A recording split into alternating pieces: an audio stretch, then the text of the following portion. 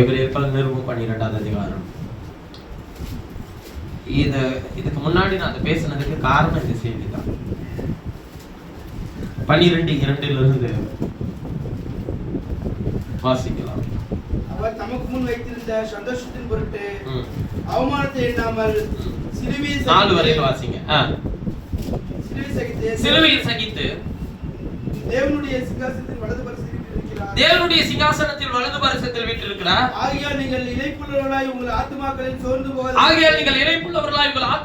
சோர்ந்து போகாதபடிக்கு தமக்கு விரோதமாய் பாவிகளால் செய்யப்பட்ட விபரீதங்களை சகித்த அவரையே என்ன பண்ணிக் கொள்ளுங்கள், நினைத்துக் கொள்ளுங்கள். பாவத்துக்கு விரோதமாய் போராடுகிறதில் இரத்தஞ்சப்படத்தக்கதாக நீங்கள் இன்னும் எதிர்த்து நிற்கவில்லையே. பாவத்திற்கு விரோதமாய் போராடுகிறீர்கள், இரத்தம் சிந்தப்படத்தக்கதாய் நீங்கள் இன்னும் எதிர்த்து நிற்கவில்லையே. போதும், அடுத்து சித்திய ஆரம்பிச்சிருவாரு.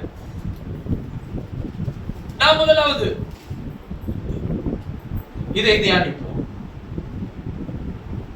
இந்த நல்ல அற்புதமான காலை நேரத்திலும் எபிரேயருக்கு கொடுத்த நிருபம் அதன் வெளிச்சம் என்கிற தலைப்பின் கீழ் இருந்து 116வது வாரம் கர்த்தருடைய வார்த்தை உங்களோடு கூட பிரசங்கிக்கிறேன். அதிலே நான் உங்களோடு கூட பேசும்படி எடுத்துக்கொண்ட என்னுடைய மைய பொருள்,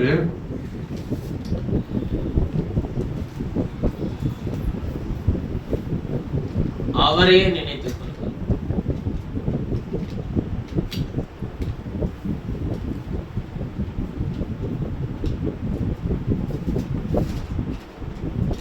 அவரையே நினைத்துக் கொள்ளுங்கள். அவரை நினைக்காம நாங்க இருக்கிறோமா பிரதர்? இருக்க முடியுமா பிரதர்? அவரை நினைக்காம நம்மளால் இருக்க முடியாதுதான். ஏனென்றால் நாம் ஜீவித்துக் கொண்டிருக்கிறதே அவருடைய கிருபையினால் தான்.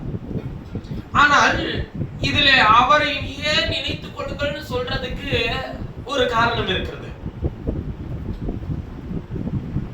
தமக்கு முன் வைத்திருந்த சந்தோஷத்தின் பொருட்டு எதை எண்ணலையா? அவமானத்தை எண்ணாமல் சிலுவையை சகித்து தேவனுடைய சிங்காசனத்தின் வலது பாரிசத்தில் அவர் என்ன பண்ணி இருக்கிறார்? வீற்றில் இருக்கிறார். போதும். என்ன சொல்றாரு? தமக்கு முன் வைத்திருந்த சந்தோஷத்தின் பொருட்டு இவர் பாடுபடுகிறதற்காக போகும்போது இவருக்கு என்ன சந்தோஷம் இருந்தது? இவர் என்ன சந்தோஷப்பட்டார்? இப்ப நாம் வேதனையிலே போகிறோம். கெத்சமனே தோட்டத்தில் இவர் சொல்லுகிறார், பிதாவே இந்த பாத்திரம் என்னை விட்டு நீங்க கூடுமானால் நீங்க செய்யும், ஆகிலும் என்னுடைய சித்தத்தின்படி அல்ல உம்முடைய சித்தத்தின்படி ஆக கடவுள்னு சொல்றாரு. இப்ப நான் பாடுபட போகிறேன், மரிக்க போகிறேன், 3ஆம் நாள் உயிர்த்தெழ போறேன்றத பத்தி நல்லாவே அவர் என்ன பண்ணி இருக்கிறாரு? அறிஞ்சு வச்சிருக்கிறாரு. அப்படிப்பட்ட தேவன் எதை சந்தோஷமாக தமக்கு முன்னாக வைத்திருக்கிறார்? வேதம் சொல்லுகிறது, தமக்கு முன் வைத்திருந்த சந்தோஷத்தின் பொருட்டு அவமானத்தை எண்ணாமல் காரை துப்பி முகத்திலே துப்பினது யார் என்று கேட்டார்கள். கண்களை கட்டிக்கொண்டார். கன்னத்திலே ஓங்கி அடித்து உன்னை அடித்தது யார் என்று கேட்டார்கள். அந்த அவமானத்தை எல்லாம் அவர் என்ன பண்ணல? எண்ணல. சிலுவையை என்ன பண்ணினார்? சகித்தார். தேவனுடைய சிங்காசனத்தின் வலது பாரிசத்தில் அவர் என்ன பண்ணி இருக்கிறார்? வீட்டில் இருக்கிறார். இந்த வலது பாரிசம்னா வலது பக்கம் அப்படின்னு அர்த்தம் கிடையாது. வலது பாரிசம் வேற, வலது பக்கம் வேற. கர்த்தரை எப்பொழுதும் எனக்கு முன்பாக நிறுத்தி இருக்கிறேன், அவர் துதி எப்பொழுதும் என் நாவில் இருக்கும். கர்த்தரின் வலது பாரிசத்தில் இருக்கிறபடியால் நான் என்ன பண்றது இல்ல? அசைக்கப்படுறது இல்ல. அப்படின்னா வலது பக்கத்துல இருக்கிறதுனாலயா? சரி, வலது பாரிசத்துல இருக்கிறது இடது பாரிசத்துல இருக்கிறது. உங்களுக்கு வலது பாரிசத்துல அவர் இருக்கிறார்னா இடது பாரிசத்துல யார் இருக்கிறது? உங்களுக்கு 2 பக்கங்கள் இருக்கு. ஆனா ஆண்டவருக்கு ஒரே பக்கம் தான். உங்களுக்கு 2 காரியங்கள் இருக்கிறது, வலது பக்கம் இடது பக்கம். அவர் ஒரே காரியத்தை செய்கிறவரா இருக்கிறார். வலது பாரிசம் அப்படின்னா அவருடைய மையத்திற்குள், பாரிசம் என்று சொல்லுகிறது அவருடைய கிரியைகள். கர்த்தர் தமது வலது கரத்தினாலே இஸ்ரவேலர்களை வனாந்தரத்தில் வழிநடத்தின்னு எழுதியிருக்கு. ஏன் வலது வலதுன்னு அவர் தன்னை வலதுலயே நின்னுகிறாரு? அப்ப வலது என்பது அவருடைய ஆளுகையை குறிக்கிறது, அவருடைய வழிநடத்துதலை குறிக்கிறது. நீங்கள் வெளிப்படுத்தல் விசேஷத்தை துவக்கும் போது நீங்கள் பாருங்கள், தமது வலது கரத்தில் 7 நட்சத்திரங்களையும் 7 பொன் குத்து விளக்குகளையும் ஏந்தி கொண்டிருக்கிறவர் சொல்லுகிறதாவது எழுதியிருக்கும். வலது கரம் செய்யும் ரட்சிப்பை நீங்கள் நின்று பாருங்கள் என்று சொல்லி இருக்கிறார். அவருடைய ஆளுமை அடையாளப்படுத்துகிறது. அவர் வலது பாரிசத்தில் நிற்கிறது என்பது என்ன? உனக்காக நின்று, உனக்காக பரிந்து பேசி, உன்னுடைய காரியங்களுக்காக நிற்கிறது இங்கு ஒருவர் மாத்திரம்தான். அப்ப வேதம் நமக்கு என்ன போதிக்கிறது? அவர் தமக்கு முன் வைத்திருந்த சந்தோஷத்தின் பொருட்டு எதை எண்ணல, அவமானத்தை எண்ணாமல் சிலுவையை சகித்தார்னு சொல்லி எழுதியிருக்கு. என்ன சந்தோஷம்? முதல் வசனத்தில் அவர் சொல்றார், மேகம் போன்ற இத்தனை திரளான சாட்சிகள் நம்மை சூழ்ந்து கொண்டிருக்க, பாரமான யாவற்றையும் நம்மை சுற்றி நெருங்கி நிற்கிற பாவத்தையும் உதறி பாவத்தையும் தள்ளிவிட்டு விசுவாசத்தை துவக்குகிறவரும் முடிக்கிறவருமாய் இருக்கிற இயேசுவை நோக்கி, யாரை நோக்கி? இயேசுவை நோக்கி நமக்கு நியமித்திருக்கிற ஓட்டத்தில் பொறுமையாய் ஓடக்கடவும். இங்க நியமிக்கப்பட்ட ஓட்டத்துல தான் ஓடணும், நிர்ணயிக்கப்பட்டிருக்கிற ஓட்டத்தில் ஓடக்கூடாது. நிர்ணயிக்கப்பட்ட ஓட்டம் அழிவுக்குரியது, நியமிக்கப்பட்ட ஓட்டம், அதாவது நிச்சயிக்கப்பட்ட ஓட்டம் ஆரம்பத்துக்குரியது. உங்களுக்கு நிர்ணயத்துக்கு நிச்சயத்துக்கு இருக்கிற வித்தியாசத்தை கொஞ்சம் சொல்றேன், கவனிங்க. ஒரு திருமணத்தின் பந்தத்தில் இணைக்கப்படுகிறதற்கு முன்பாக ஒரு நிச்சயம் செய்வார்கள். இவருக்கு இன்னாருக்கு இன்னார் தான் என்று நிச்சயம் செய்வார்கள். நிச்சயத்தில் இருக்கிறவர்கள் ஆரம்பத்தை நோக்கி பயணிப்பார்களா, முடிவை நோக்கி பயணிப்பார்களா? ஆரம்பத்தை நோக்கி. நிர்ணயிக்கப்பட்டவர்கள் அவங்களுக்கு மருத்துவர்கள்லாம் சொல்லிட்டாங்க, ஓகே சரீர பிரகாரமா இனிமே எந்த மருந்துகளும் உங்களுக்கு உதவியா இருக்காது அப்படின்னு சொல்லிட்டாங்க. நிர்ணயிக்கப்பட்டாச்சுன்னு வச்சுக்கோங்களேன். அவங்க எதை நோக்கி போறாங்க? ஆரம்பத்தை நோக்கிய முடிவை நோக்கி. அப்ப நிர்ணயிக்கப்பட்டு இருக்கிறது இவ்வுலகத்தில் இருக்கிறவர். நீங்க நிச்சயிக்கப்பட்ட வாழ்க்கை நமக்கு. நீ எப்பெல்லாம் வாழ்க்கை முடியுதோ அப்பொழுதெல்லாம் இந்த உலகம் முடியுதுன்னு சொல்லும் போதெல்லாம் அவர் ஆரம்பத்துக்கு நேராக தான் நம்மளை வழி நடத்துவார். நம்மளை ஆரம்பத்துல தாங்க வச்சிருக்கிறாரு. எப்ப நீங்க அந்த தேகத்தை விட்டு பிரிங்களோ அப்பதான் உங்களுக்கு உண்மையான ஆரம்பமே. அதாவது மறுரூபத்தை அடையும் போது, அவருடைய வருகையில எடுத்துக்கொள்ளப்படும் போது நீங்கள் உண்மையான ஆரம்பத்தின் நிலையை அப்பொழுதுதான் என்ன பண்றீங்க? அடைய ஆரம்பிக்கிறோம். அப்ப வேதம் நமக்கு என்ன போதிக்கிறது? அவர் தமக்கு முன் வைத்திருந்த சந்தோஷத்தின் பொருட்டு என்ன பண்ணல, அவமானத்தை என்ன சந்தோஷத்தை வைத்திருந்தார் என்றால், விசுவாசத்தை துவக்கி இருக்கிற ஒரு பெரிய கூட்டத்துக்கு அதை முடிக்க போறது யார்தான்? இப்ப இவருடைய ஓட்டம் எப்படி இருக்குன்னு கேட்டீங்கன்னா, இவர் மாம்சீகத்துல வந்த வருகை எப்படி இருந்துச்சுன்னா பாருங்க, இவர் பழைய ஏற்பாட்டில் இருக்கும்போது எல்லாரும் மேல் இருந்தார்.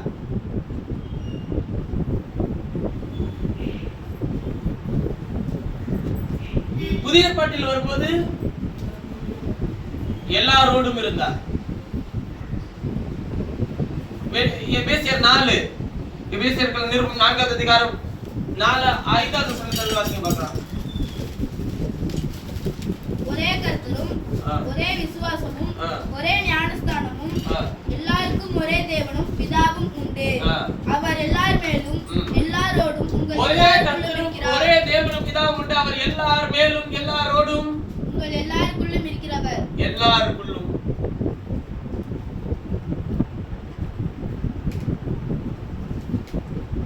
அவர்கள் எல்லாரும் மேலும், அவர்கள் எல்லாரோடும், அவர்கள் எல்லாருக்குள்ளும் இருக்கிறவர்களா? அவர். அப்ப மேலே இருந்தவர் தான் அவர்களோடு இருந்தார். அவர்களோடு இருந்தவர் தான் இன்றைக்கு நாம் எல்லாருக்குள்ளும் இருக்கிறார். இதுல எந்த பிரச்சனையும் கிடையாது. இப்ப நல்லா கவனிச்சுக்கோங்க.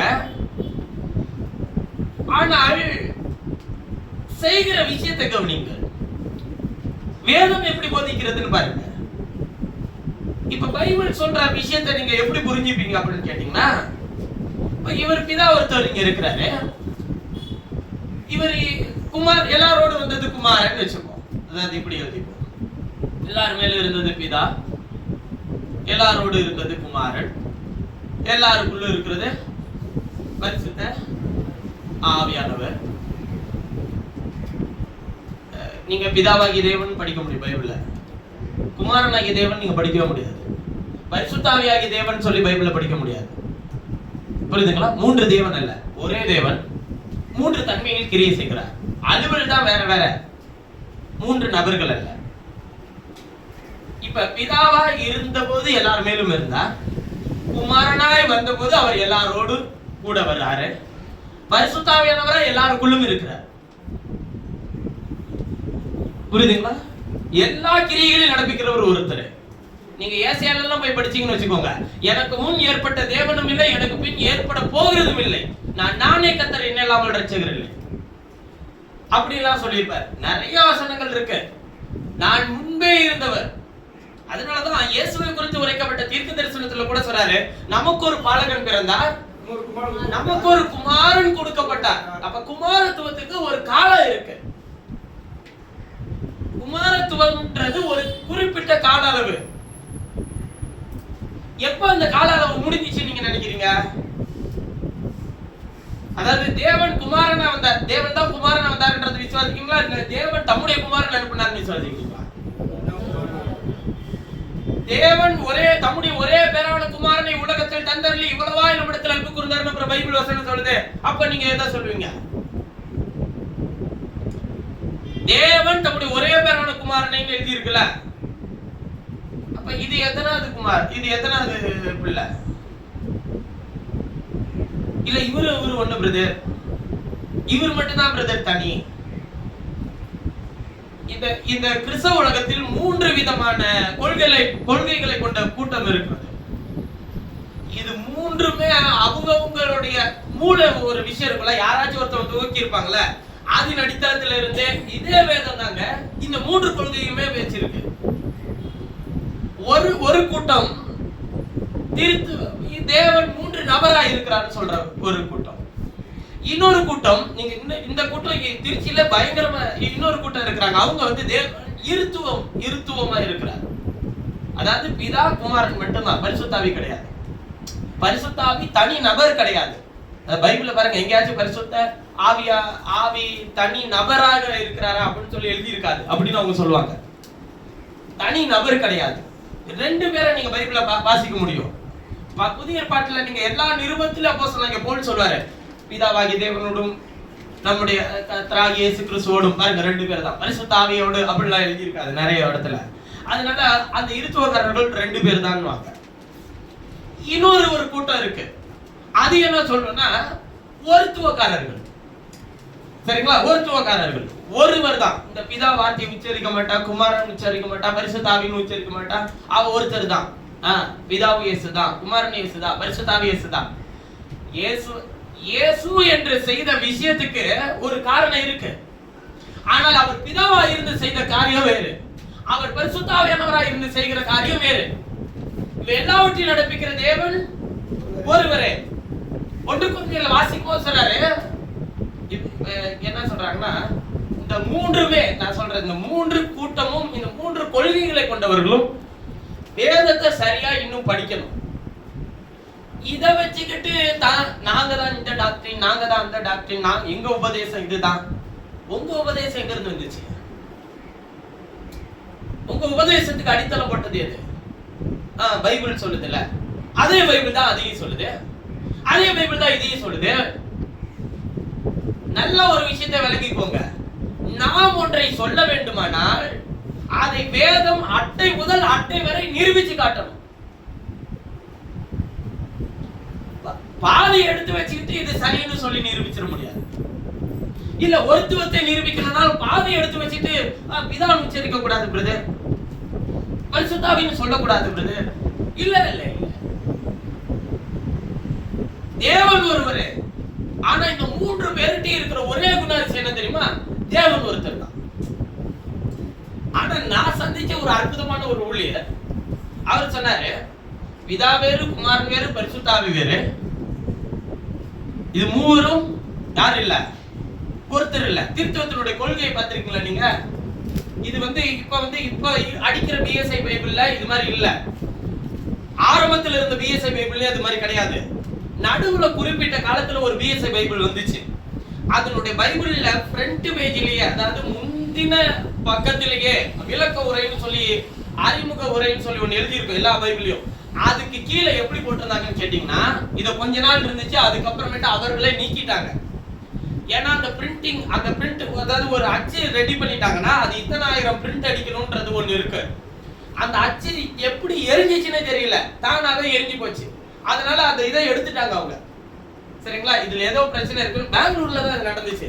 ஏன்னா அதுக்கும் என்கிட்ட பேப்பர் கட்டிங் வச்சிருக்கிறேன், நான் அதையும் எடுத்து உங்களுக்கு காட்டுறேன். நான் இந்த செய்தி உண்மைதான். பாருங்க, இப்படி போட்டிருப்பாங்க. இந்த கொள்கையை கொண்டு வந்தது யாரு, இவரோட பேர் என்ன, இவர் என்ன சொன்னாருன்றதை பார்க்கலாம். பாருங்க, ஃபாதர் அதாவது பிதா, இது குமாரன்,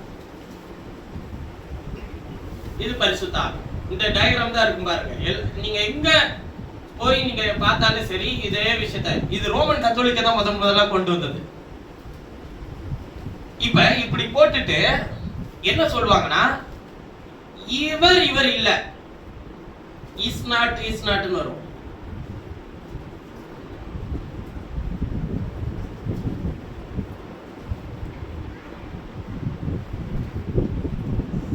அதாவது இவர் இல்ல, இவர் அவர் இல்ல, அவர் இவர் இல்ல. ஆனா மூவரும் நடுவுல காடுன்னு போடுறாங்க. இது யாராச்சும் நீங்க அதாவது தேவன் ஒருத்தர், இவர் அல்ல, இவர் அல்ல, இவர் அவர் அல்ல, ஆனால் தேவன் ஒருத்தர். இது என்ன உபதேசம்? வேதம் அப்படி எங்கேயாச்சும் சொல்லியிருக்கா? ஏன் புரிஞ்சுக்க முடியல? எனக்கு தெரிஞ்ச இன்னொரு ஊழியர் இருக்கு. அவர் பிரசங்கிக்கும் போது சொல்றாரு, ஒரு ரோஜா பூவை எடுத்துக்கொள்ளுங்க, அதிலே நிறம் உண்டு, அதிலே வாசனை உண்டு, அதிலே இதழ்கள் உண்டு. இப்ப நம்ம இது மூன்றும், இது எல்லாமே ஒண்ணா? இது மூணும் வேற வேற தானே? வாசனை வேறு, நிறம் வேறு, இதழ்கள் வேறு. இது மூணுக்கு என்ன பேர் சொல்லுவீங்க? வாசனையாகிய ரோஜாப்பூ, இதழாகிய ரோஜாப்பூ, நிறமாகிய ரோஜாப்பூன்னு சொல்லுவீங்களா? இன்னொரு வியாக்கியானத்தை கொடுக்கிறார். சூரியன் இருக்கிறது, வெப்பம் வருகிறது, வெளிச்சம் வருகிறது, அதன் கதிர்வீச்சுகள் வருகிறது. இது மூன்று ஒன்றா? மூணு வெவ்வேறு தானே? மூணு எங்க இருந்து வருது? அதுதான் இது.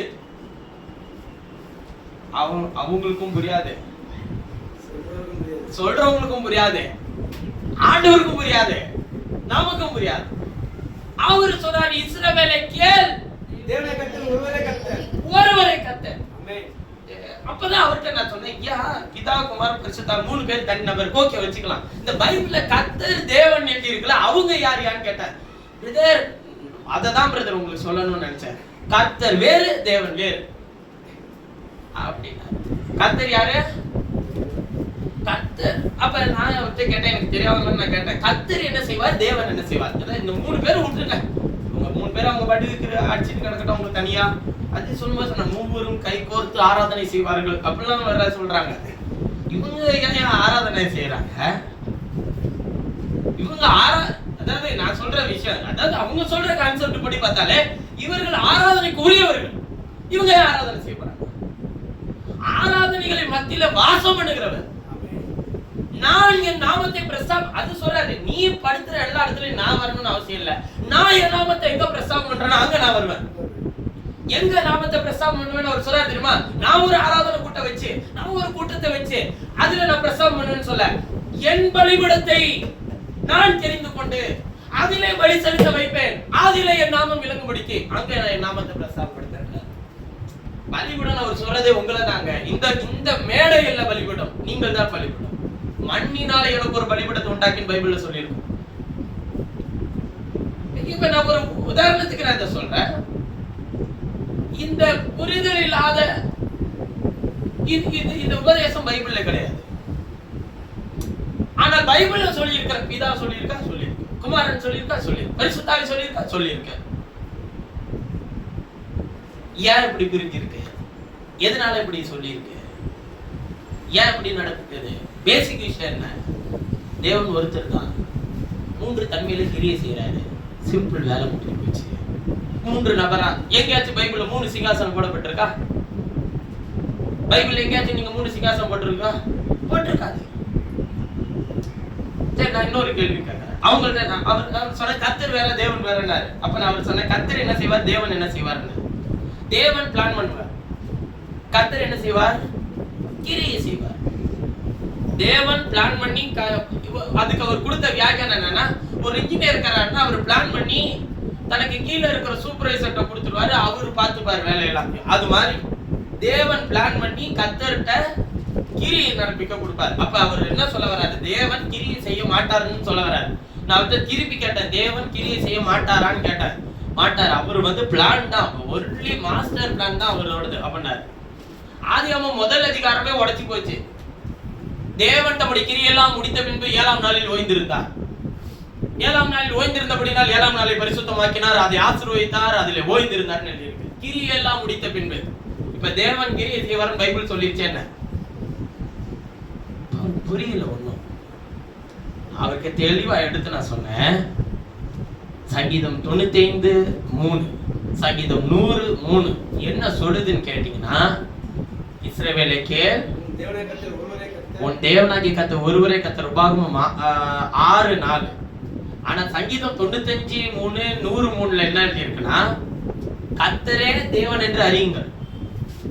யாருதான் தேவன்? கர்த்தரே தேவன் என்று அறியுங்கள். நாம் அல்ல, அவரே நம்முடைய மேய்ச்சல். நாமே அவரே நம்முடைய, நாம் அவருடைய மேய்ச்சலின் ஜனங்களும் அவருடைய கைக்குள்ளான ஆடுகளுமா இருக்கிறோன்றார்.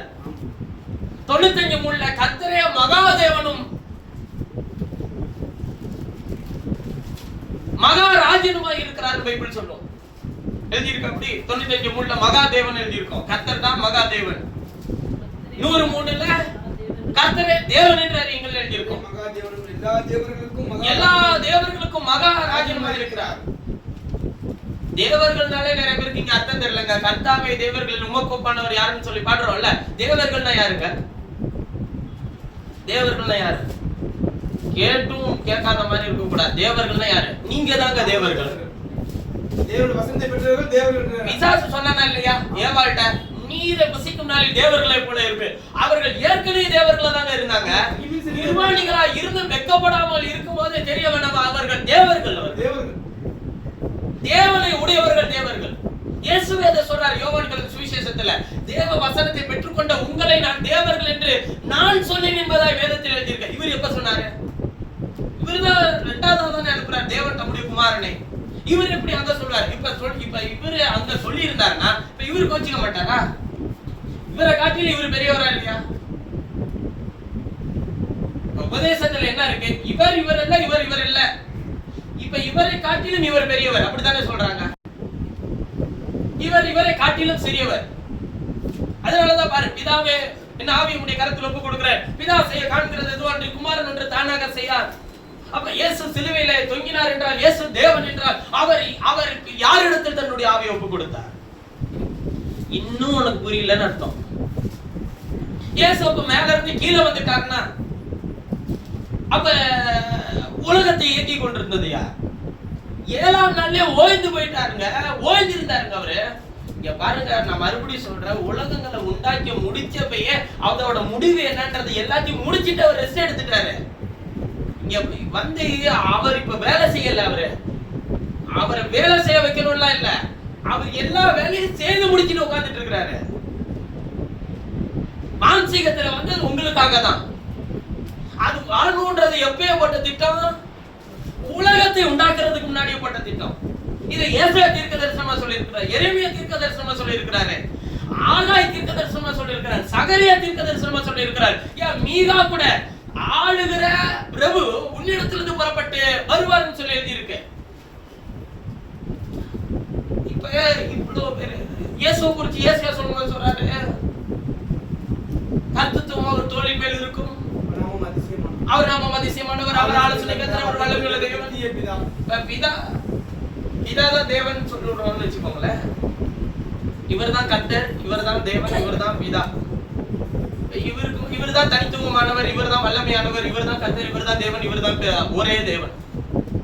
இப்ப இவர் தம்முடைய குமாரன் அனுப்பிட்டார். இப்ப இவருக்கு இவரோட பேர் எதுவுமே வரக்கூடாது, சரிதானே? இயேசுவை கூப்பிடும் போது எப்படி கூப்பிடுறாரு தெரியுமா? மரித்து, அதாவது மாம்சிகத்தில் இந்த உலகத்தில் பிறக்கும் போது கர்த்தருடைய தூதர்கள் சொன்ன வார்த்தை, பரம சேனையின் திரள் வந்து இறங்கி என்ன சொன்னது? உங்களுக்காக தாவீது என்னும் ஊரில் கர்த்தராகிய இயேசு கிறிஸ்து என்னும் இரட்சகர் பிறந்திருக்கிறார். யாரு? கர்த்தராகிய இயேசு கிறிஸ்து என்னும் இரட்சகர். அப்ப கர்த்தரா இவ்வளவு நாள் இருந்தாங்கல்ல, அவரு தான் அங்க குமாரனா பிறந்திருக்கிறார். சரி, நீங்க உயிர்த்தெழுந்த பிறகு பாருங்க, கர்த்தரை வைத்த இடத்தை வந்து பாருங்க தான் தூதர்கள் கூப்பிடுவாங்க. எல்லா மனுஷனுக்கும் அவர் தான் கர்த்தர்ன்றது தெரியல, ஆனா தூதர்கள் அட்ரஸ் பண்ணும் போதெல்லாம் சொல்ற விஷயம் என்னன்னா, அவரு தான் கர்த்தர், இவ்வளவு நாள் நாங்க அவரை தான் தொடுத்துக்கிட்டு இருந்தோம், பார்க்க கூடாத அதர்சனமான தேவன் பாவரு, பார்த்தா செத்து போயிருப்போம் நாங்க, அந்த காணக்கூடாத தேவன் உனக்காக தான் தேவ தூதர்கள் சற்று சிறியவனாகி உனக்காக அவர் உன்னை போல உன்னுடைய சாயலை எடுத்துக்கொண்டவர் வந்திருக்கிறார்ப்பா. தேவ தூதர்களால் அவர் காணப்பட்டார். 1 தீமோத்தேயு 3:16 வாசிங்க பார்க்கலாம்.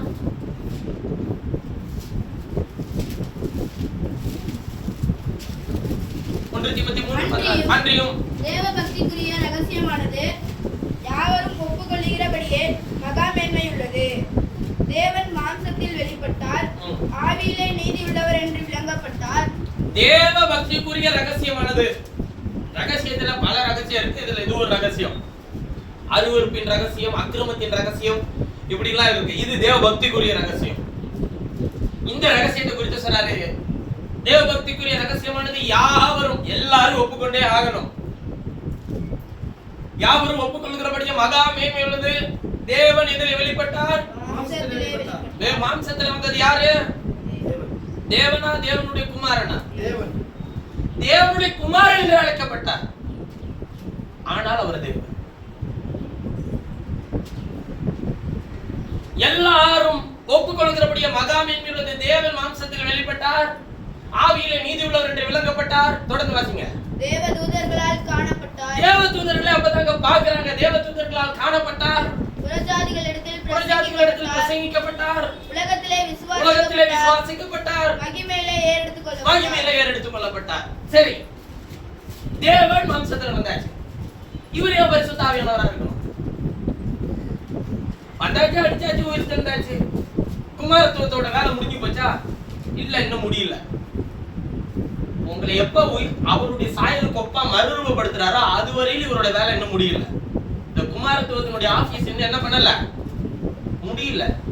உங்களுக்காக இன்னும் அவருடைய ரத்தம் என்ன பண்ணிட்டே இருக்க, பரிந்து பேசிட்டே இருக்க. பரிசுத்த ஆவியானவர் இவரு போகும்போது என்ன சொல்லிட்டு பண்ணாருன்னா, நான் போகலன்னா இவர் வரமாட்டாரு, சத்தியாவியாகிய தேற்றவாளன் வந்து உங்களை தேற்ற மாட்டாரு, நான் போவேனானால் அது உங்களுக்கு நலமா இருக்கும், நான் போயிட்டு அவர் அனுப்பி வைக்கிறேன்னு சொல்லிட்டு பண்ணாரு. அப்படித்தானே சொல்லிட்டு போயிருப்பாரு. யோவான், மத்தேயு, மார்க்கு இதெல்லாம் வாசிக்கும் போது அப்படிதான் எழுதியிருக்கும். நமக்கு எப்படி தோணும், இயேசுவே சொல்றாரு, அப்ப இவர் போயிட்டு இவர் அனுப்பி வைப்பாரு, அவர் வந்து சுயமா ஒண்ணு பேச மாட்டாரு, நான் சொன்ன எல்லாவற்றையும் உங்களுக்கு ஞாபகப்படுத்துவாரு. அப்ப இவரு 3வது நபர் போல நமக்கு தெரியும். எல்லா விஷயத்தையும் இயேசு சொல்லும்போது கொஞ்சம் கவனிச்சுட்டே பாருங்களேன். கீழே வரும்போது, ஆகிலும் நான் உங்களை திக்கற்றவர்களாய் விட உங்களிடத்தில் வருவேன் பாரு. இவர் போய் இவர் அனுப்புறாரா இல்ல இவரே திரும்பி வராரா? சரி, உங்களுக்கு புரியும்படிக்கு சொல்றேன். இவர் எப்படி பிறந்தாரு? இதாவது அனுப்புறேன்னு சொன்னாரு பாருங்க, இவராலதான் இவர் பிறந்திருக்கிறார். ஆனா இவர் யார இதான்னு சொல்லி கூப்பிட்டாரு. நான் வந்து இப்ப இவர் 3 பேர் தனி நபர்னு சொல்ற உபதேசம் இருக்குன்னு வச்சுக்கோங்களேன். இப்ப இவர் ஒரு நபர், இவர் ஒரு நபர், இவர் ஒரு நபர் அப்படின்னு எடுத்துக்கிட்டோம்னா, அப்படின்னா பைபிள் சொல்லல, அப்படி சொல்ற விஷயத்தை நம்ம எடுத்துக்கிட்டோம்னா இவர் பிறந்தது இவரால, ஆனா இவர் அப்பான்னு சொல்லி கூப்பிடுறது இவர. வேதம் எவ்வளவு ஒரு அஞ்ஞானமான ஞானத்துல தவறுதலாய் சித்தரிக்கப்படும் பாருங்க. அவலட்சணமா பேசல. நீங்கள் நபர் என்று பிரித்தால் இதுல சிக்கல் இருக்கு. 3 அலுவல்கள் என்று சொல்லி பிரித்தால் எனக்கு எத்தனை ஆபீஸ் இருக்கு நீங்க கேக்குறீங்க? என் மனைவிக்கு நான் கணவர், என் தாய் தகப்பனாருக்கு நான் பிள்ளை, என் சகோதரனுக்கு நான் சகோதரன், ஊழியக்காரன், இப்பொழுது நான் பயணம் செய்த ஒரு பயணி. இத்தனை அலுவலை ஒரு மனுஷனால் நானே செய்ய முடியும்னா இவர் இந்த அலுவலை எடுத்துட்டு வர முடியாதா? இவர் இது மட்டுமா அங்க செய்திருக்கிறாரு? நித்திய பிரதான ஆசாரியர் மெல்கிசேதேக்கு. இது எல்லாமே யாரு நீங்க நினைக்கிறீங்க? இவருதான். அப்ப எல்லாத்துக்கும் தனித்தனி கோயில் கட்டி வைக்க முடியுமா அவரை? அவர் சொன்ன மாதிரி தான் கர்த்தர், தேவன், பிதா, குமாரன், பரிசுத்த 5 சேர் போட்டுறணும். அப்புறமேட்டு அப்புறம் மெல்கிசேதேக்கு ஒரு சேர், நித்திய பிரதான ஆசாரியருக்கு ஒரு சேர், சமாதானத்தின் பிரபுவுக்கு ஒரு சேர். எத்தனை சேர் கொடுக்க இருக்கு? நல்லா கவனிச்சுக்கோங்க. இதவா இருக்கும்போது அவர் நம்மளுடைய சிருஷ்டிகத்தை குமாரனாய் வந்தபோது நம்மை அவரை போல மாற்றுகிறதற்காக தம்முடைய ஜீவனை கொடுத்தார். ஏன் அவர் குமாரனை வரணும்? பல செய்தியில சொல்லி இருக்கிறார். அவருக்கு ஒரு குமாரன் தான் இருந்தார். அவன் பேர் ஆதாம். அந்த குமாரன் செய்ய தவறின காரியத்தை இவர் குமாரனாக வந்து செய்து முடித்தார். 1 கொரிந்தியர் 15ல அப்போஸ்தலனாகிய பவுல் தெளிவாய் சொல்லி இருக்கிறார். முந்தின ஆதாம் பூமியிலிருந்து உண்டான மண்ணானவன், பிந்தின ஆதாம் வானத்திலிருந்து இறங்கின கர்த்தர். அவரை உயிர்ப்பிக்கிற ஆவியானவர். ஆவியானவர் யாருன்னு நினைச்சுக்காதீங்க, இவர்தான் உயிர்ப்பிக்கிறவர். பைபிள் என்ன சொல்லுது? இது உங்க டாக்டரின் அப்படிது கொள்த்திடுவேன். ஏன் டாக்டரின்லாம் கிடையாது ஒண்ணுமே. பைபிள் சொல்லுது. யாருக்கு இது வந்து கர்த்தருடைய வார்த்தை உரைக்கப்படுது, வேதம் சொல்லுது அப்படின்னு சொல்றது இல்ல. உங்க சபை உபதேசமா? இது என்ன சபை உபதேசம்? இது இந்த குரூப் பிரதர். எது இப்படி சொன்னாக்க இது ஒரு குரூப். இப்ப நான் இத சொன்னா ஒருத்துவக்காரனும் என்னை ஏத்துக்கிறது இல்ல, இருத்துவக்காரர்களும் என்னை ஏத்துக்கிறது இல்ல, இருத்துவக்காரர்களும் என்னை ஏத்துக்கிறது இல்ல. இப்ப நான் என்ன குரூப்? இப்ப திருத்துவக்காரனை கேட்டு நான் தேவன் ஒருத்தர், இவர் இந்த உபதேசம் தப்பு, தேவன் ஒருத்தர் 3 தன்மையில கிரியை செய்யறாருன்னா நீ ஒன்லி ஜீசஸ் ஆன ஒன்லி ஜீசஸ் போய் நீ ஒருத்துவத்தை விசுவாசிக்கிறிய? பிதா, குமாரன், பரிசுத்த ஆவியானவராக இருக்கிறாரு. அவர் 3 நபர் அல்ல, 3 ஆழ்த்தத்துவம் இல்ல, ஒரே தேவன் 3 தன்மையில கிரியை செய்யறான்னு சொன்னா நீ திருத்துவக்காரன். அவனுக்கு இந்த வார்த்தையை உச்சரிக்க கூடாது. இயேசு கடல் மேல் நடந்தார். அத ஒருத்தவங்கள்ட்ட சொன்னேன். அவர் பரிசுத்த ஆவியினால உற்பத்தியா இருக்கிறார்னா அவர் மகத்துவமான தேவன். இவருடைய கிரியைகளை நீங்கள் உங்களால் விளங்கிக் கொள்ளவே முடியலையா? உடனே ஒரு விஷயம் சொன்னாங்க பாருங்க. இயேசு ஞானஸ்நானத்தின் போது என்ன நடந்துச்சு? என்ன நடந்துச்சு? நான் திருப்பி கேட்டேன், என்ன நடந்துச்சு? அவர் அந்த யோவான் ஸ்நானகன் கையில ஞானஸ்நானம் பண்ணுகிறதுக்காக அந்த நதிக்கு வந்தாரா? வந்தார். ஆமா, நானும் ஒத்துக்கிறேன், வந்தார். பைபிள்ல சொல்லியிருக்கு. என்ன நடந்துச்சு? வானம் திறக்கப்பட்டுச்சு. இவரின் நேசகுமாரன், இவரில் நான் பிரியமாய் இருக்கிறேன்னு சொல்லி ஒரு சத்தம் வந்துச்சு. அப்ப அந்த சத்தம் யாரு? நான் திருப்பி கேட்டேன். ஆதாம் பிரதர், பிதா. சரி, அப்பொழுது பரிசுத்த ஆவியான ஒரு புறாவை போல அவர் மேல் இறங்கி தங்கினாரே, அது 3வது நபர். அதான் பரிசுத்த ஆவி. 2வது நபர் எங்க? 2வது நபர் எங்க இருக்கிறாரு? தண்ணீர்ல முழங்கால் போட்டுட்டு இருக்கிறார். இப்ப 3 பேரும் ஒன்றாய் சேர்க்கிறார்கள். பாருங்க, முதல்ல இந்த காட்சியை பார்த்தது யார்? இது யாருக்கு மட்டும் தரிசனமாச்சு? அங்க இருக்கிற எல்லாருக்குமா? யோவான் ஸ்நானகனுக்கு மட்டுமா? யோவான் ஸ்நானகனுக்கு மட்டும்தான் அது காட்சி தெரிஞ்சிச்சு. எதுக்காக கொடுக்கப்பட்டுச்சு இந்த தரிசனம்? பாரு, உனக்கு பின் ஒருத்தர் வருவாருன்னு சொன்னேன்ல, அது நான் தான்றத சொல்றதுக்காக அவர் கொடுத்த காட்சி அது. நிறைய பேருக்கு இன்னும் புரியாத விஷயம், பரிசுத்த ஆவியினால புறாதான். சரிதானே? நீங்க பரிசுத்த ஆவியினால எப்படி வச்சுப்பீங்க? இவருக்கு பரவாயில்லைங்க, இவருக்கு ஏதோ ஒரு மேகம் கொடுத்துருவீங்க. இவருக்கு என்ன கொடுப்பீங்க? இவரை சிலுவையில தொங்க விட்டுருவீங்க. இவரு பாத்தீங்க, இவருக்கு என்ன கொடுக்கறதுன்னு தெரியல, புறாவை விட்டுட்டோம். சமாதான புறா. பரிசுத்த ஆவியினால இது எல்லாம் அன்னைக்கு காட்டின விஷயத்தினுடைய உண்மையான அர்த்தம் என்னன்னு தெரியுங்களா உங்களுக்கு? புறாவை பரிசுத்த ஆவி தான் நடத்த முடியும். ஆட்டுக்குட்டியின் இடத்துல கொண்டு வந்து சேர்க்க முடியும். புறா யாரு? சபங்க, மணவாட்டி. நீங்க தாங்க மணவாட்டி. நீங்க வேணா இது இன்னும் புரியாததுக்கு காரணம் என்ன தெரியுமா? உன்னத பாட்டு தெரியல, உன்னத பாட்டு புரியல. 2 புறா அங்க இருக்குல்ல, ஒண்ணு காட்டு புறா, இன்னொன்னு கண்மலைகளின் வெடிப்பிலே தங்குகிற புறா. வெடிப்பில வச்சு தங்கின புறா எது? நீங்களும் நானும் தான். கண்மலையின் வெடிப்பு யாரு? கர்த்தராகிய இயேசுவின் சரீரம். அதுல இருக்கிற புறா யாரு? மணவாட்டி. ஆதாமுக்குள்ளே ஏவாள், கிறிஸ்துவுக்குள்ளே சபை. மணவாட்டி உள்ளேதான் இருக்கிறார். பாருங்கள், புறாவை நடத்துகிறது எது? சபையை நடத்தி கொண்டிருக்கிறது யார்? பரிசுத்த ஆவியானவர். இன்னைக்கு சபைக்குள்ள இருந்தவர் உன்னை நடத்திட்டு இருக்கிறார். யார்கிட்ட கூட்டிட்டு போறாரு? யோவான் சாணங்களுக்கு முன்பாக முழங்கால் பட்டிட்டு இருக்கிறது யாரு? ஆட்டுக்குட்டி. இதோ உலகத்தின் பாவத்தை சுமந்து தீர்க்கிற தேவாட்டுக்குட்டி. காட்சி என்ன? புறா. ஆட்டுக்குட்டி வந்துருச்சு, இதுதான் உன் வீடு. புறா, பரிசுத்த ஆவியானவர் புறாவை நடத்தி கொண்டு வந்து ஆட்டுக்குட்டியின் மேல் உட்கார வைக்கிறார். சரியாய் சொல்ல வேண்டுமானால், உனக்காக மாம்சீகத்தில் மணவாளன் வந்தாயிற்று. அவர் செய்து முடித்த கிரியைகளை நீ பின்தொடரும் போது உனக்காக திரும்பி வருவார். நீ அவருக்குள்ள இருப்பார். இப்ப புறா அவர் மேல இருந்துச்சு, ஒரு நாள் புறா அவருக்குள்ள இருக்கும். சொன்ன இன்னொரு விஷயம். சரி, இதுக்கு இது இப்படி சொல்லிட்டேன். நாங்க 3 பேர் இருக்கிறான்றது என்ன பண்ண முடியாது. சத்தம் விட்டது ஒருத்தர், புறா வந்து ஒருத்தர், உட்கார்ந்துட்டு முட்டி போட்டு இருக்கிற ஒருத்தர் எல்லாம் சொல்ல முடியல. 3 பேரா அப்படி. இன்னொரு இடம் மறுரூபமலை. இவர் என் நேசகுமார், இவரு நான் பிரியமா இருக்கிறேன். இவரும் சும்மா எல்லாம் எதையுமே செய்யறது இல்லை. எல்லா விஷயங்களும் அதான் சொல்றாரு, யாருக்கு நான் என்னை வெளிப்படுத்த சித்தமா இருக்கிறேனோ அவனுக்கு நான் என்னை வெளிப்படுத்துவேன். மத்தவெல்லாம் இப்படியே புடிச்சுக்கிட்டு இப்படியே குழம்பிட்டே உட்கார்ந்து வேண்டிதான். மறுரூபமலையில பேதுரு, யாக்கோபு, யோவானை கூட்டிட்டு போறாரு. இவரு மேகத்திலிருந்து ஒரு செய்தி வருது, இவர் என்னுடைய நேசகுமார். ஆனா அந்த இன்னொன்னு கட்டாவது, புறா வரலங்க. காட்சியில ஒரு காட்சி ஒண்ணா நடந்துச்சுன்னா இன்னொரு காட்சி அப்படியே நடக்கணும்ல. புறா வரல. இப்ப 2 சத்தம் தான். இருத்துவக்காரர்களுக்கு அது ரொம்ப சந்தோஷமாயிடுச்சு. பாரு, மேல இருந்து ஒரு சத்தம், இங்கே ஒரு மகத்துவமான தேவன். இருத்துவம்.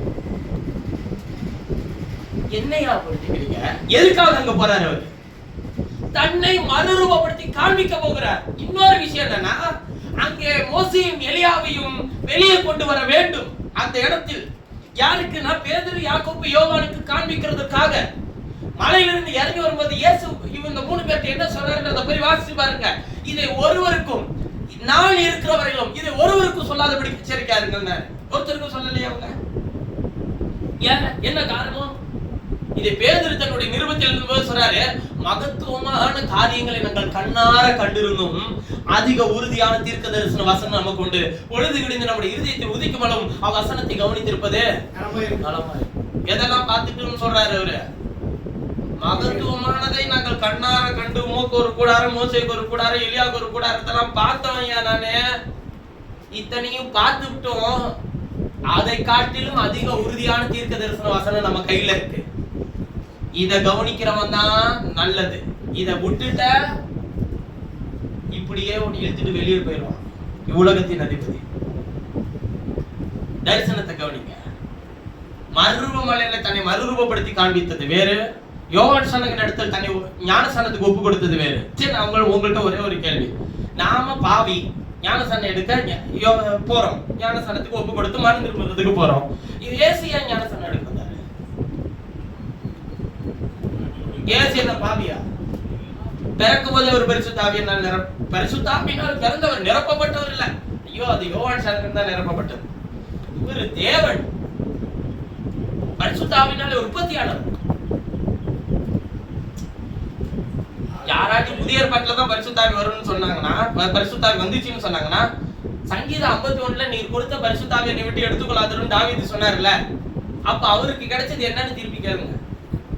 ஆதியாகமம் 1:3ல தேவாவியானவர் ஜலத்தின் மேல் அசைவாடினார்னு எழுதியிருக்குல, அந்த ஆவி யாருன்னு கேளுங்க. அப்பையில இருந்து அதுதான் தேவன் ஆவியா இருக்கிறார்.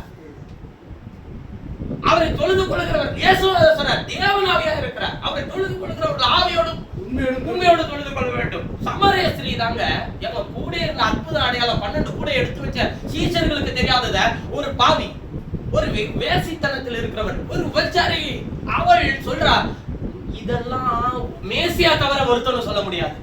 மேசியா வருவார் என்று நாங்கள் கேள்விப்பட்டிருக்கிறோமே. அதுக்கு இவர் சொல்றாருங்க, இவ்வளவு கூட இருந்து பாடுகளை அனுபவிக்கிற 12 பேருக்கு சொல்லாதவர் உன்னோட பேசுகிற நானே அவர் என்று சொன்னார். மேசியா என்றால் என்ன அர்த்தம்? நான் தான் ரட்சகர். நீங்கள் இவ்வளவு காலங்களாய் ரட்சகர் வர எதிர்பார்த்து கொண்டிருக்கிறீர்களே, அந்த ரட்சகர் நான் தாயா, வேறு ஒருவர் இல்ல, நான் தான் அந்த ரட்சகர் என்றார். யாருக்காச்சும் சொன்னாரா? அவரு சொல்லவே இல்லையா? இவர் ரட்சகர், இவர் தேவன் என்று தன்னை வெளிப்படுத்தின இடம்லாம் நல்ல கவனிங்க. இதெல்லாம் யூதர்கள்ட்டே இருக்காது, இது எல்லாமே புறஜாதிகள்ட்டே இருக்கும். கானானிய ஸ்திரீட்ட எப்படி சொன்னார் தெரியுமா? அவரு நாய் குட்டிகளுக்கு போடுகிறது என்ன, பிள்ளைகள் நம்பத்தி எடுத்துனாரு. அவன் திருப்பி அடிச்ச, ஆண்டவரே நாய் குட்டிகள் மேஜையில இருக்கிற துணிக்கை தின்னுல, இப்படியோ பேசி பேசிதான் புறஜாதி எல்லாத்தையும் வாங்கிச்சு தெரியுங்களா? அது ஒண்ணு இல்ல, அது யாபேத்தின் சந்ததி. இது சேம் காம் யாபேத் இருக்குல்ல, யாபேத்தோட ஜெனரேஷன். யாபேத்துக்கு இருக்கிற ஆசீர்வாதம் எந்த ஜெனரேஷனுக்குமே கிடையாதுங்க. இஸ்ரவேலர்களுக்கு கூட கிடையாது. நான் சொல்றேன், யாபேத்துக்கு கொடுக்கப்பட்ட மகத்துவமான ஆசீர்வாதம் இஸ்ரவேலர்களுக்கு கூட கிடையாது. ஆனா யாபேத்துக்கு தான் அது புரியவே புரியாது. ஆசீர்வாதத்தை அள்ளி தூக்கி வெளியே கொடுத்துரும். யாபேத்து கெட்டதே வாயில தான், ஆனா இஸ்ரவேல் கெட்டது அது இல்ல. இஸ்ரவேல் கெட்டது எதுலானா சிலுவையில் அரைஞ்சு அவரையே அவமானப்படுத்திட்டான். அதனாலதான் மீட்பர் நம்மள்ட்ட வந்தார். அதெல்லாம் தேவனுடைய திட்டம் வச்சுக்கோங்களேன். ஒரு விஷயத்துல இப்ப நல்ல கவனிங்க, இவர் மாம்சீகத்தில் வந்த பிரதான நோக்கம் தமக்கு முன் வைத்திருந்த சந்தோஷத்தின் பொருட்டு என்னல அவமானத்தை இல்ல. என்ன சந்தோஷம்னு கேட்டீங்கன்னா, பாரு, நான் மாம்சீகத்துல வந்தது இங்க ஒரு கூட்டத்துக்கு மீட்பை ரட்சிப்பை தருகிறதற்காக. நாம் எல்லாரும் சந்தோஷமா இருக்க போகிற அந்த சந்தோஷத்தை அவர் கண்ணார கண்டிருக்கிறார். பிசாசை தமது மரணத்தினாலே அவனுடைய தலையை நசுக்க வேண்டும் என்கிற அந்த சந்தோஷத்தின் பொருட்டு அவர் எதை என்னல அவமானத்தை என்னாங்க பொறுமையா சகிச்சுக்கிட்டாரு. பேதுரு பதுக்கி வச்சிருந்த கத்தி எடுத்து மல்குஸோட காதரை வெட்டுனார். காது விழுந்துருச்சு கீழே. இயேசு மறுபடியும் ஒட்ட வச்சு ஜோம் பண்ணி அனுப்பிட்டாரு அவனை. நல்லா கவனிச்சுக்கோங்க. பேதுருவை பார்த்து சொன்னாரு, பட்டயத்தை உரையில போடு. பட்டயம் எடுத்தவன் பட்டயத்தால தான் சாவான். இப்ப எனக்கு தெரியாம நான் வாய் மூட்டு நின்றுட்டு இருக்கேன். நீ என்னமோ எல்லாமே தெரிஞ்ச மாதிரி நீ ஆக்ஷன் கொடுக்குறிய பேதுரு.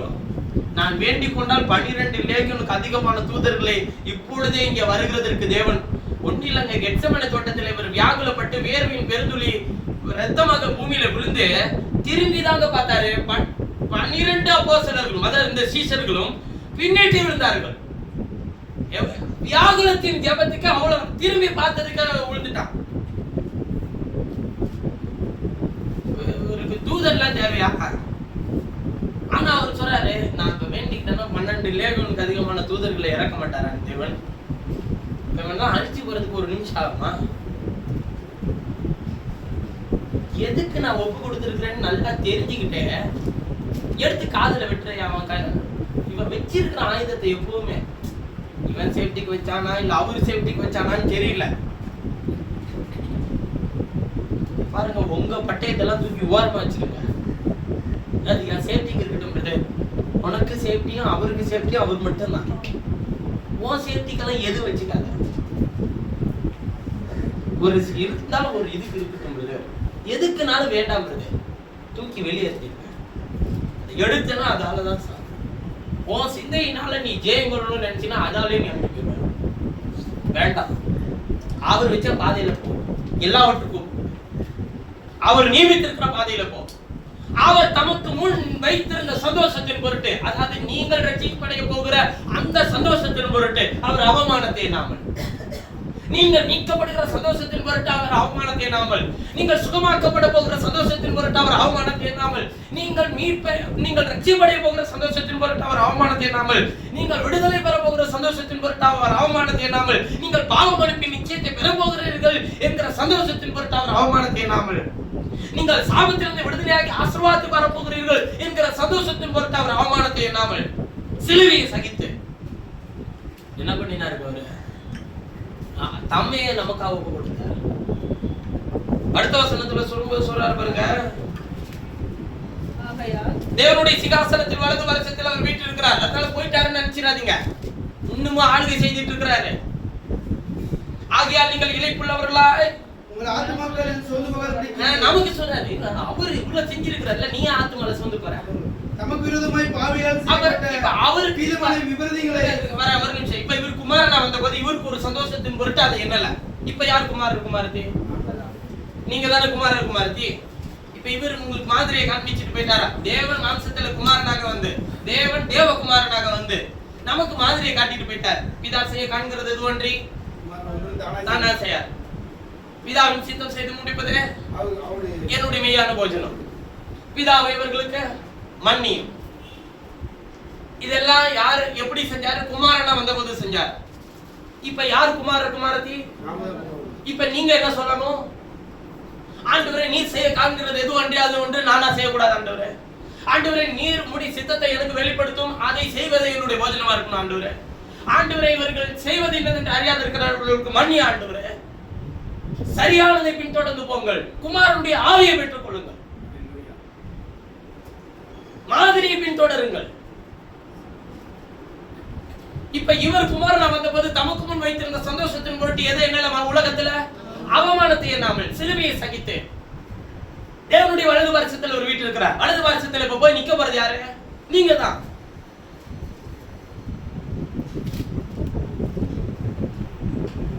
இப்ப நீங்க குமாரர்னு வச்சுக்கோங்க, நீங்க குமாரர் வச்சுக்கோங்க, நீங்க தான் குமாரர்னு வச்சுக்கோங்க. குமாரர்களாகிய நாம் இளைப்புள்ளவர்களா ஆத்துமாக்களில் சோர்ந்து போயிருந்தாக்கா என்ன சொல்றாரு? ஏன்பா நீ சோர்ந்து போற? உனக்கு முன்னாடி வாழ்ந்த நான் எப்படி இருந்தேன்? சோர்ந்து போனா? எப்போதும் நாள்தோறும் என்ன குற்றம் முடிக்கிறதுக்காக சுத்திட்டே இருந்தான் பாவன். சோர்ந்து போனா? ஏதாச்சும் வாயிலிருந்து விழுமான்னு காத்துக்கிட்டே இருந்தான் ஒரு கூட்டம். சோர்ந்து போனா?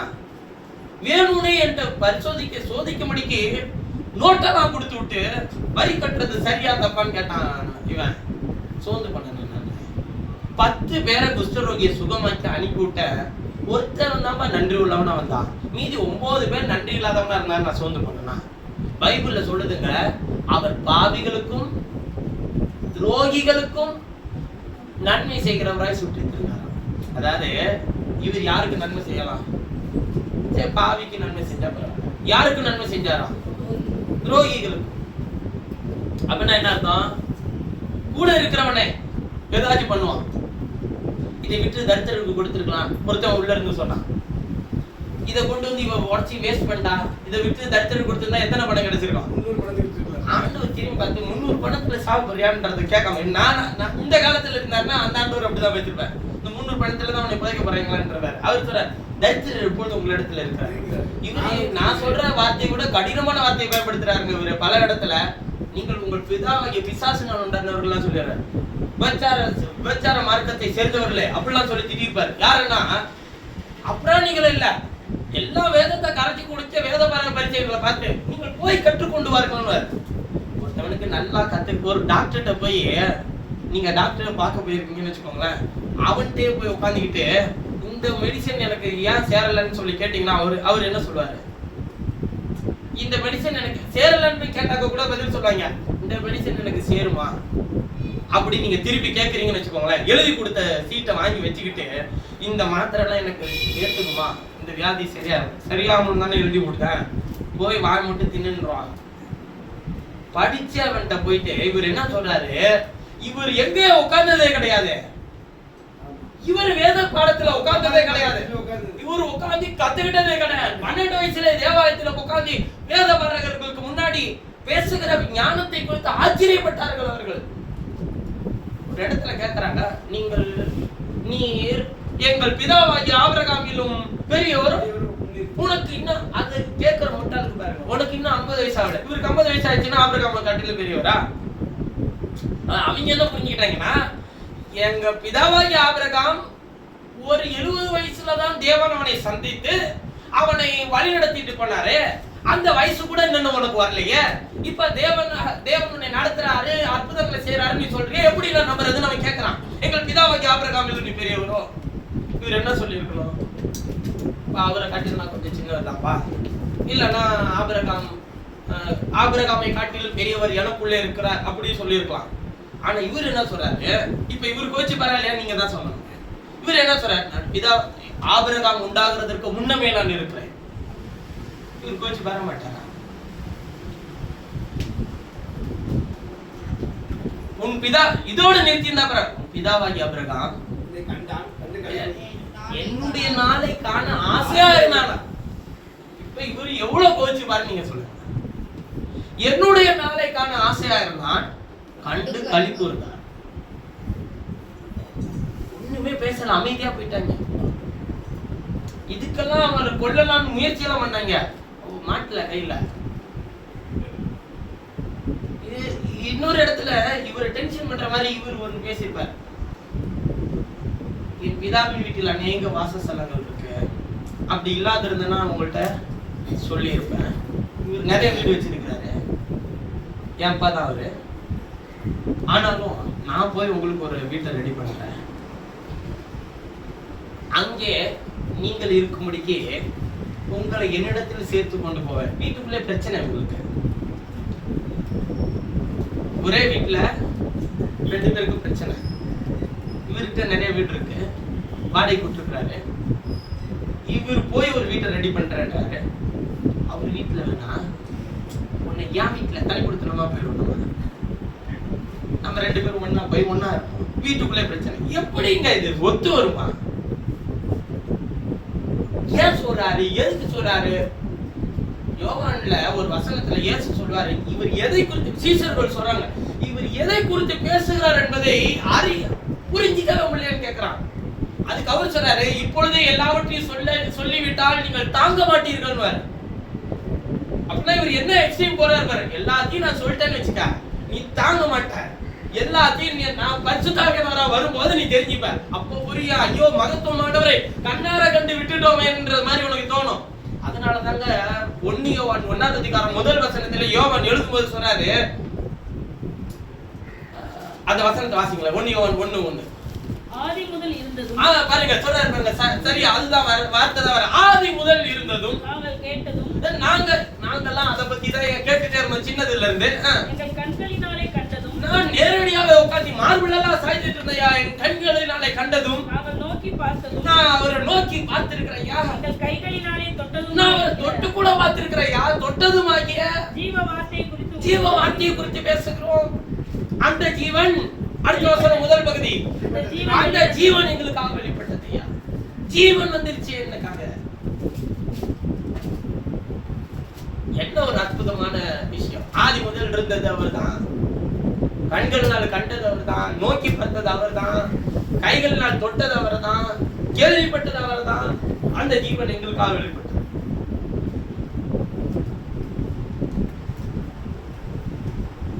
நிறைய விஷயம் இருக்குங்க, நிறைய விஷயம் இருக்கு. நீங்க குமாரனா இருக்கும்போது, அதாவது இப்போ நம்ம குமாரத்தியமா இருக்கும்போது உங்களுக்கு காண்பிக்கப்பட்ட மாதிரி கர்த்தராகிய இயேசு தான். நீங்க யாரையும் ஃபாலோ பண்ண வேணாம், உங்களுக்கு ஒரே ரோல் மாடல் இயேசு மட்டும்தான். நீ யாரையும் பின்தொடர வேண்டாம். ஆண்டவர் சொல்றாரு, என் நாடுகள் என் சத்தத்துக்கு செவி கொடுக்கும், அவைகள் எனக்கு பின் செல்லுகிறது, நான் அவைகளுக்கு என்ன கொடுக்கிறேன். இவர் கோச்சு பாரா இல்லையா? இவர் சொல்ற எல்லா ஸ்டேட்மெண்ட் எடுத்துக்காங்க. பைபிள்ல ஒரு முறை ஒருத்தர் சொன்னார், ஒரு முஸ்லீம் பாய் சொன்னார், அவரு பெரிய அஜ்ரத்துல பெரிய ஆளு. அதாவது இந்த பெரிய பெரிய அவங்கெல்லாம் வந்து செயற்குழு கூட்டம், இந்த கூட்டம்லாம் போடுவாங்க, மாநாடுன்னு போடுவாங்க. அதுல பிரசங்கிக்கிற ஒரு நபர். அவர் பிரசங்கிக்கிறவர்னா பைபிளும் தெரிஞ்சிருப்பாங்க, அது ரெண்டையுமே கரைச்சு குடிச்சவங்க மட்டும்தான் அதுல பிரசங்கிக்க முடியும், அந்த மாநாட்டுல பேச முடியும். ஏன்னா திடீர்னு நடுவில் இருந்து எவனாச்சும் கேள்வி கேட்டானாக்கா பதில் சொல்லணும். அதுல அவர் சொன்னாரு, இயேசுவை நான் நபி என்று ஏற்றுக்கொள்கிறேன், ஆனால் தேவன் என்று சொல்லாது.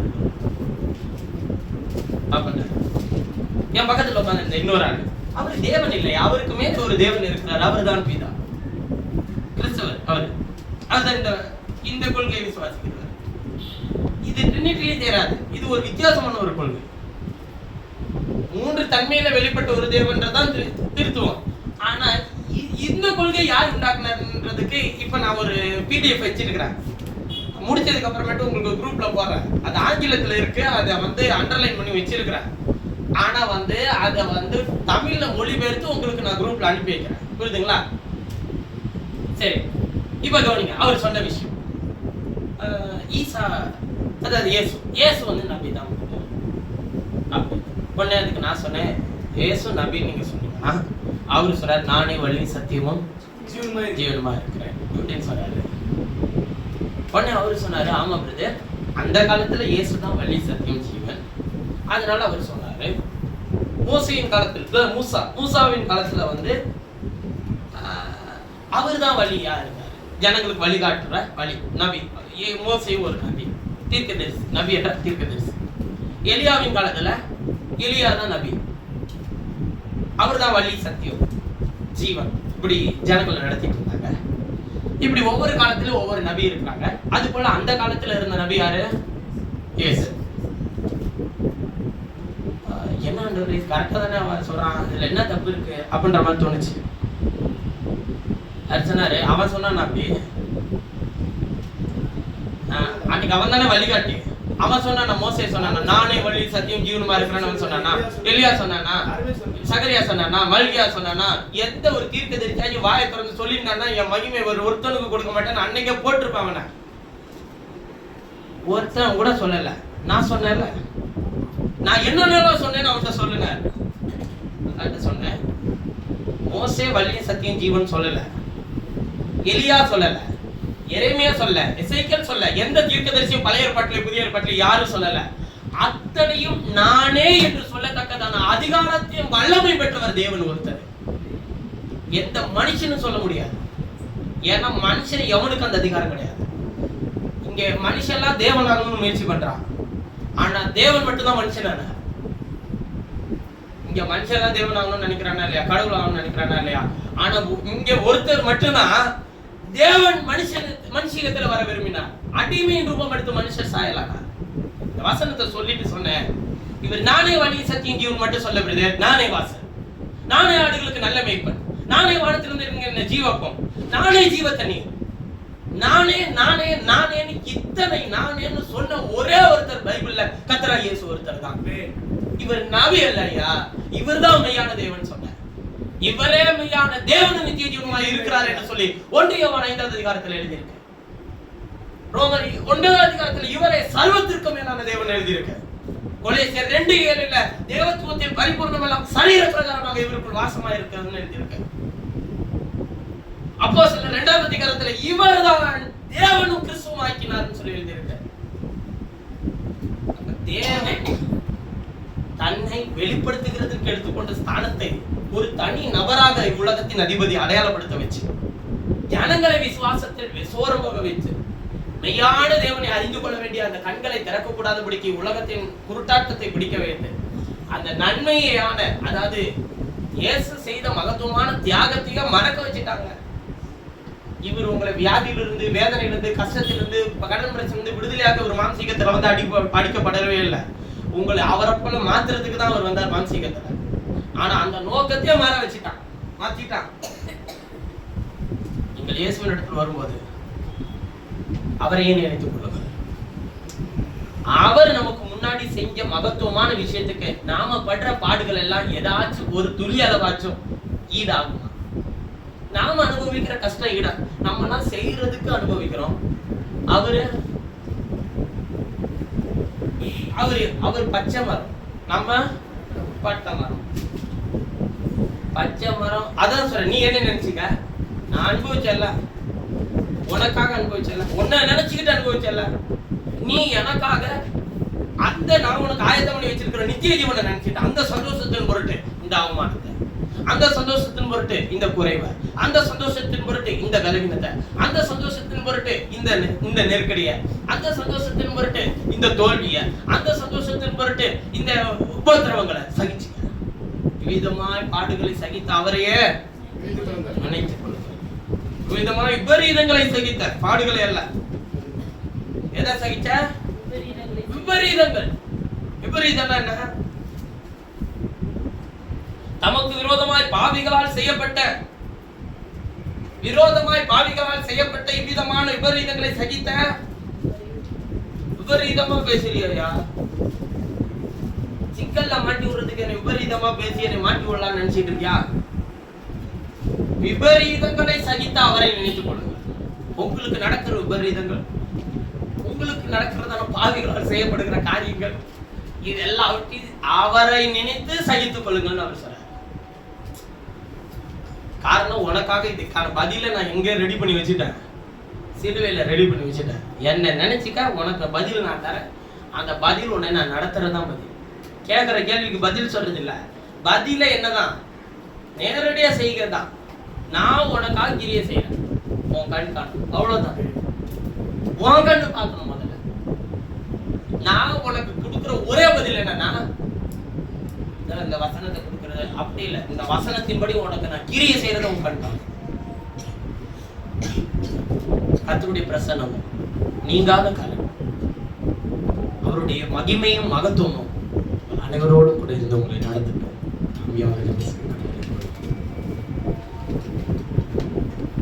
நாலாவது வசனத்தை அப்புறம் தியானிப்போம். எங்களையும் சீக்கிரங்கள் பரலோக பிதாவே, நீர் கொடுத்த மகத்துவமான வெளிச்சங்களுக்காக நன்றி. கொடுத்த வார்த்தையை ஆசீர்வதித்து எங்களுக்கு தந்ததற்காக நன்றி. எல்லா குறைவையும் எங்களை விட்டு நீக்கினதற்காக நன்றி. எல்லா பலவீனங்களையும் எங்களை விட்டு எடுக்கப்பட்டதற்காக நன்றி. உங்களுடைய பரிசுத்த ரத்தத்தினாலே எங்களை பாவங்களை கழுவி சுத்திகரித்ததற்காக நன்றி. வார்த்தையினால் வல்லமையினால் எங்களை நினைவு கூர்ந்து எங்களை அலங்கரித்து காத்துக்கொள்ளும். சகலத்தமுடைய விருப்பங்களை சமர்ப்பிக்கிறேன். எங்களை எதற்காக பிடிக்கிறோம் அந்த நோக்கத்தை மாத்திரம் நிறைவேற்றிக் கொள்ள எங்களுக்கு உதவி செய்யும். நாங்கள் எதற்காக அழைக்கப்பட்டிருக்கிறோமோ அந்த அழைப்பிலே உறுதியாய் தடுத்திருக்க உதவி செய்யும். எல்லா தீங்கையும் எங்களை விட்டு எடுத்துக்கொள்ளும். விதமாய் பாவிகளால் செய்யப்பட்ட விபரீதங்களை சகித்த உண்மையை நினைத்துக் கொள்ள எங்களுக்கு உதவி செய்யும். ஆண்டவரே, நாங்கள் இன்னும் பாவத்திற்கு விரோதமாக எதிர்த்து நின்று போராடத்தக்கதான பலன் எங்கள் இடத்துல இல்லையா? அந்த பலத்தை பெற்றுக்கொள்ள எங்களுக்கு அனுக்கிரகப்படுறேன். உடைய கிருபை இரக்கம் பிரசனம் எங்களை சூழ்ந்து வழி நடத்திடும். கர்த்தராகிய இயேசுவை நாங்கள் ஜெபிக்கிறோம். ஜீவனுடைய நல்ல பிதாவே, என் ஆத்மாவே கர்த்தரை சொல்லு, என் முழுவதுமே அவருடைய பரிசுத்த நாமத்தை சொல்லு. என் ஆத்மாவே கர்த்தரை சொல்லு, கர்த்தர் செய்த சகல உலகம் ஆமென்.